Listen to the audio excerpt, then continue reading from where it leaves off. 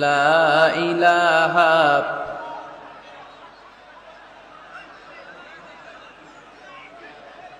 লা ইলাহা ইল্লাল্লাহু মুহাম্মাদুর রাসূলুল্লাহ সাল্লাল্লাহু আলাইহি ওয়াসাল্লাম।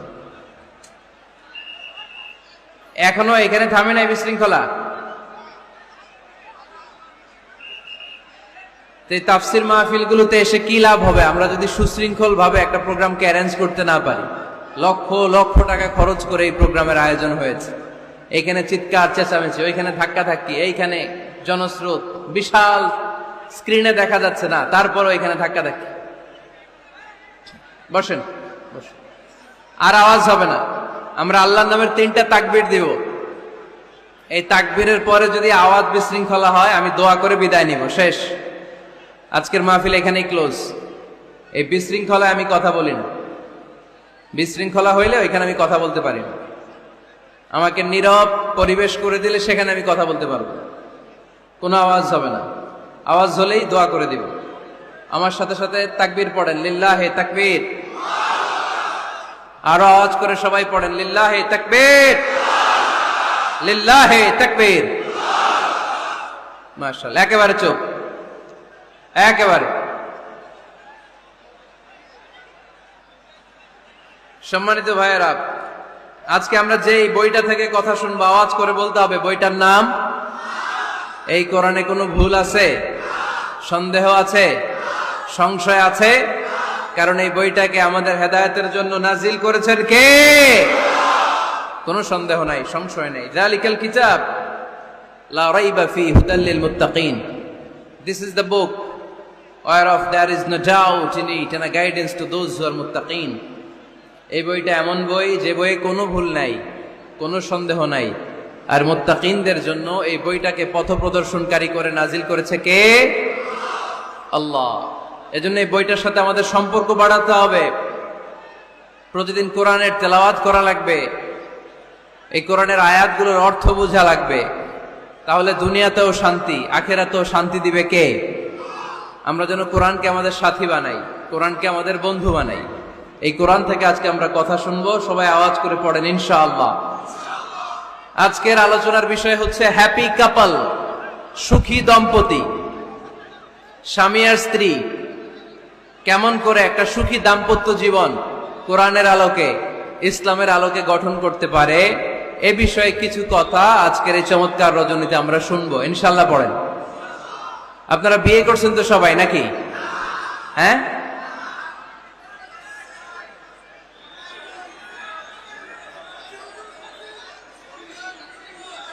করো নাই? বিয়ে করে নাই কে কে দেখি? হায় হায়, চেয়ারম্যান সাহেব কই? এগুলোর বিয়ে করে দিয়েন। এগুলোর আপনার হাতে রেখে গেলাম। এই অবাকাগুলোরে মিলাই দিয়েন। বসেন। এই অবিবাহিতদের দুঃখ জ্বালা কেউ বুঝতে চায় না, ঠিক কিনা? বিয়ে করে ফেলবা। বিয়ে করলে নেয়ামত বাড়ায় দেয় কে? দারিদ্রতা থাকলে ধনাঢ্যতা দিয়ে দেয় কে? সবাই চাকরি করে বিয়ে করতে চায়, ব্যবসা ভালো হইলে বিয়ে করতে চায়, কিন্তু জানেই না ব্যবসায় ভালো হওয়ার আর চাকরি পাওয়ার মাধ্যম হচ্ছে আগে বিয়ে করা। আগে কি করা? স্বাধীনতার স্থপতি বঙ্গবন্ধু শেখ মুজিবুর রহমান 18 বছর বয়সে বিয়ে করছে। কত বছর বয়সে? এক বর্ণনায় দেখলাম 14, আর এক বর্ণনায় দেখলাম 18। কাজী নজরুল ইসলাম অল্প বয়সে বিয়ে করছে। মহাত্মা গান্ধী অল্প বছর বয়সে বিয়ে করছে। শেক্সপিয়ার ছোট থাকতে বিয়ে করে ফেলছে। তো এরা এই যে আগে বিয়ে করছে, এদের সফল হইতে কোনো সমস্যা হয়েছে? কথা বলেন না কেন? বঙ্গবন্ধু শেখ মুজিবুর রহমান উনি কি সফল রাষ্ট্রনায়ক নন? কাজী নজরুল ইসলাম সফল কবি নন? তো এদের আগে বিয়ে করা তো এদের সফলতা ঠেকায় রাখতে পারে নাই। এরা আগে বিয়ে করে সফল হয়েছে, কিন্তু আমরা সফল হয়ে তারপরে বিয়ের পিড়িতে বসতে চাই, ঠিক কিনা? ঝামেলাটা এইখানে।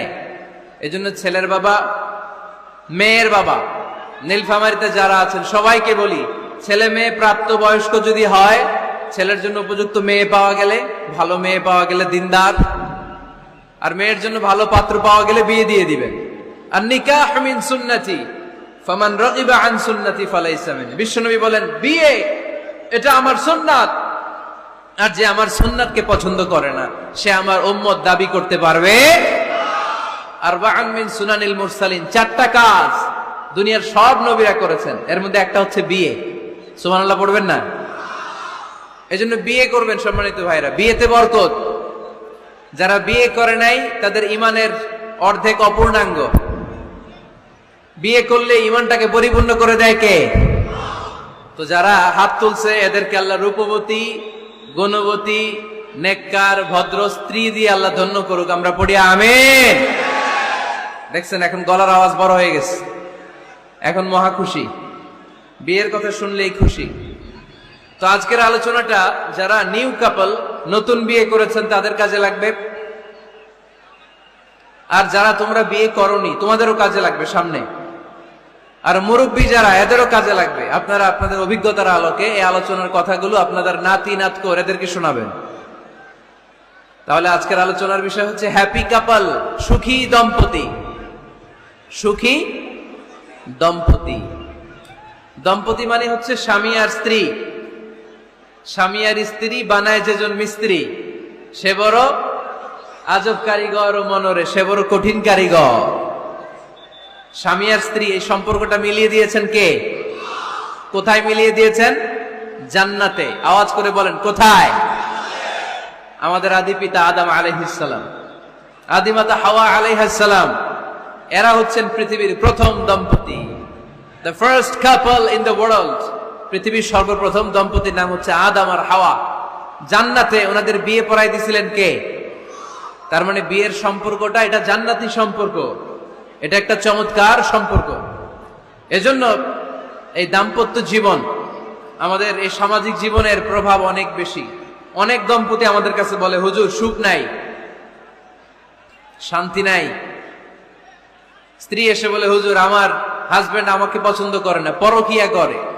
এই পরকিয়ার ভাইরাস বাংলাদেশে আছে না নাই? নীলফামারীতে বোধহয় নাই, আপনাদেরও আছে? আচ্ছা। আবার অনেক হাজবেন্ড এসে বলে, আমার স্ত্রীর এই সমস্যা। তো এগুলো সমাজের সবচেয়ে বড় সমস্যা, ঘাতক ব্যাধির চেয়েও বড় ব্যাধি।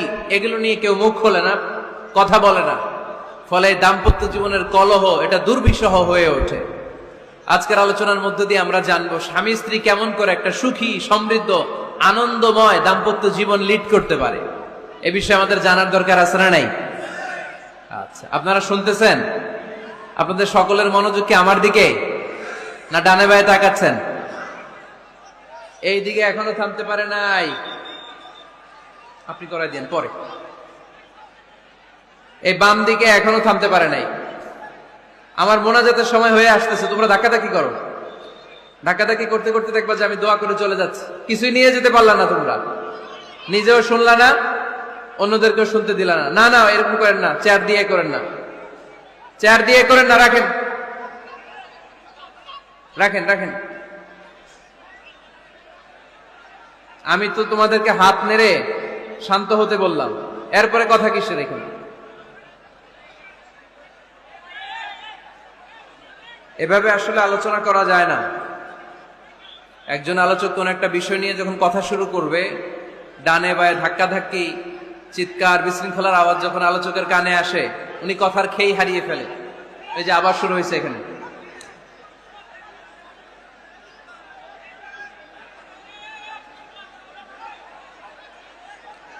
এই যে এখানে 50 জন হবে, আমার দিকে তাকাও। কি এখানে কি তোমাদের সমস্যা কি?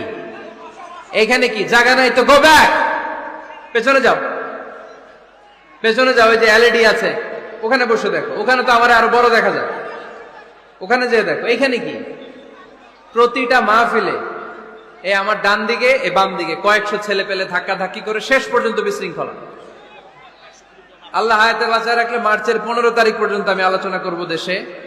আজকের এই ক্যামেরাম্যানদের কথা এটা ছড়ায় যাবে সব কমিটি। এই দুই দিকে ফাঁকা রাখবেন, এইখানে আপনাদের নিরাপত্তা কর্মী রাখবেন, কেউ থাকতে পারবে না এদিকে। সামনে যত দূর বসবে সব সামনে, এই জায়গা আমি ফাঁকা দেখতে চাই। সামনে আমার প্রোগ্রাম যেখানে হবে মেহরবানি করে এটা আপনারা অ্যারেঞ্জ করবেন, কারণ এদের কারণে পুরো মাহফিল বিশৃঙ্খলা।